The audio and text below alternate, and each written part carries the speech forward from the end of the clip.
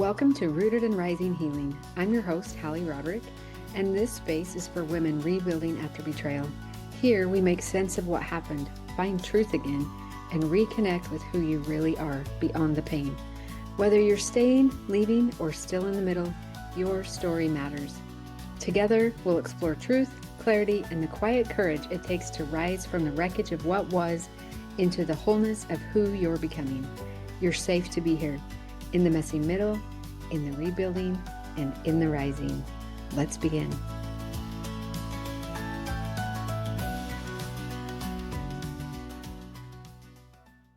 If you're a mom or a daughter and you've ever felt that quiet desire for deeper connection between you, but you don't want it to feel forced or uncomfortable, I want to invite you into something really special.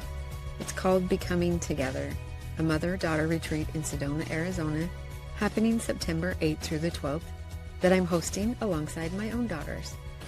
This experience is really close to our hearts because we understand that every mother-daughter relationship is unique and it's not always perfect. And this isn't about fixing anything.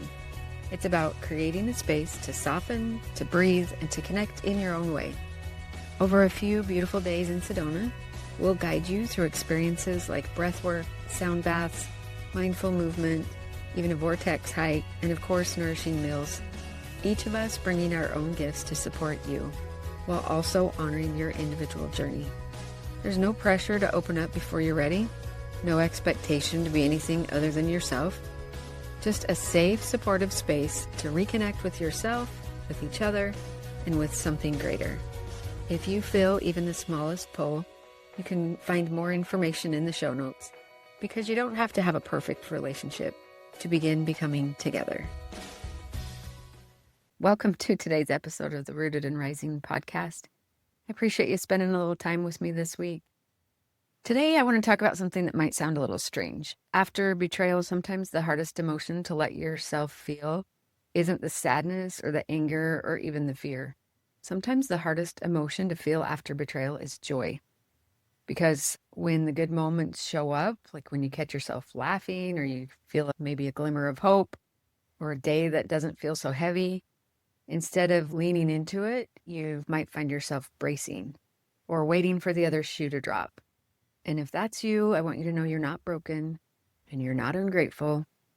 Your nervous system is actually doing exactly what it learned to do to keep you safe. So today we're going to talk about why joy can feel so dangerous after you've been hurt, and how you can start to teach your body that it's safe to feel good again. So sometimes if you're familiar with that bracing, you'll notice that a good moment arrives, and instead of just opening up to it or leaning into it, you find yourself flinching again. Brené Brown calls this foreboding joy. And this is a term that she refers to as something like, and this is not an exact quote, but like the instinct to rehearse for disaster in our happiest moments so that we won't be blindsided. And that makes so much sense, because if you've been blindsided before, which is typically what happens with betrayal, sometimes you might have learned about the worst news of your life on a day that felt like just an ordinary day. And so when that happens, your body learns that the good moments are when you get ambushed. And so pain becomes familiar and predictable. And a protective nervous system would almost rather have a known bad feeling than an unguarded good one. And joy requires a kind of openness and vulnerability. And openness is, if you think about it, the opposite of the guarded posture that keeps you functioning through the most painful parts of this journey. We often talk about, and you hear me say it on this podcast, we talk about expanding your capacity for the discomfort and not trying to shut it down or avoid it, but getting curious about it, expanding your vision on it, just allowing it to be there and letting the pain and the discomfort and the fear move through. And can we do the same thing with joy? Can we expand our capacity for joy and allow it to be there? I love the idea of that because it also feels empowering, like there's something that I can do with it. So remember that the bracing was protective. It's not because you have some sort of character flaw or you're having a failure to think positive, which might get weaponized against you.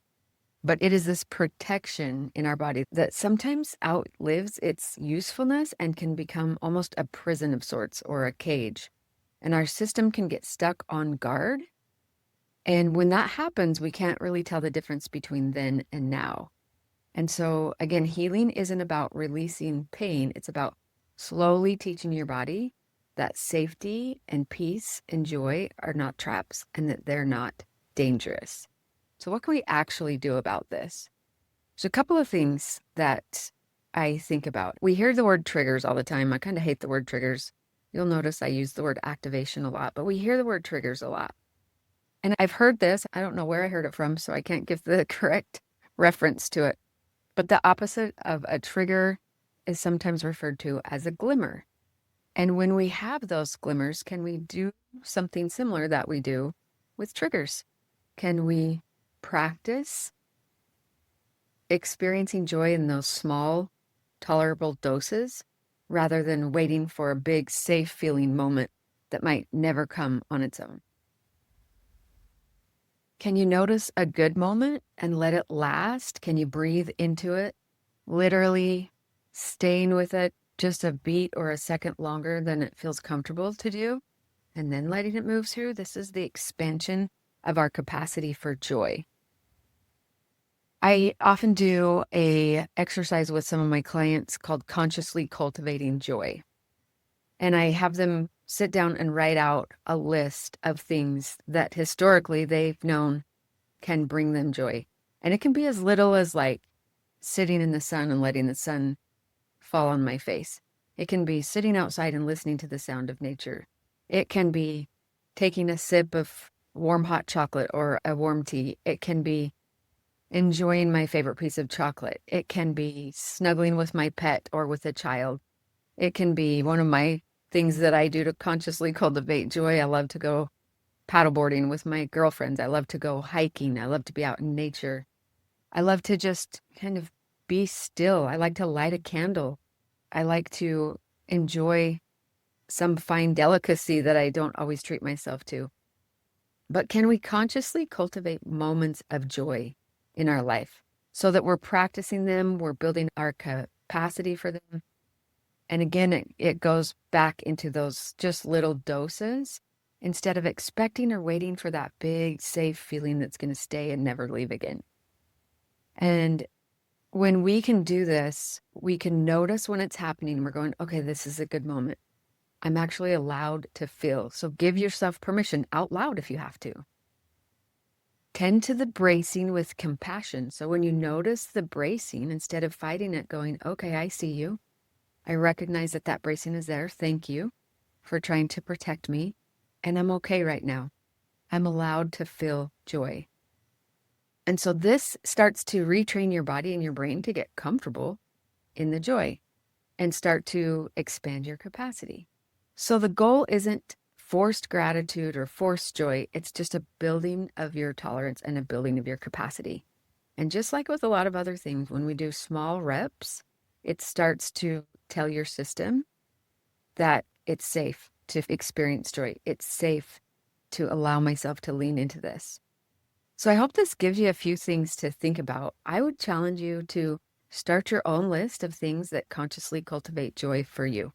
And this actually can be an exercise to also start to rebuild that self-trust.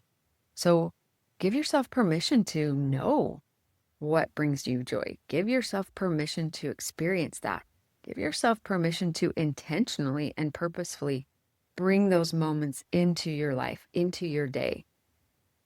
So if joy feels scary, I want you to know that you're not doing healing wrong. You are carrying a nervous system that learned to brace, that learned to protect you. Remember, the bracing is the thing that at one time kept you upright. And you don't have to force joy.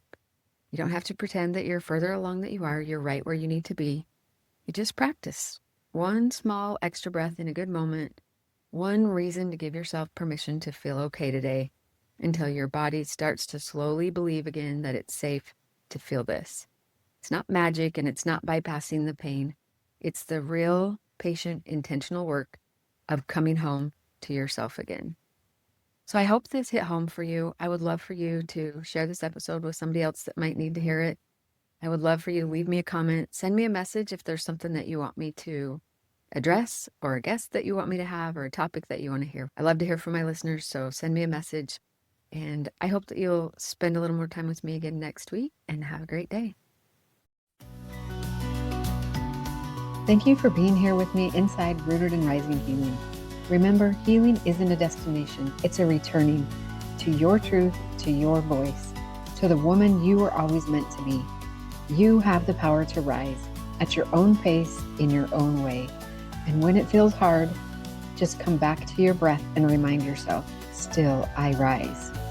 If this episode spoke to you, I'd love if you shared it with another sister on the journey. And until next time, stay rooted, stay rising. You've got this.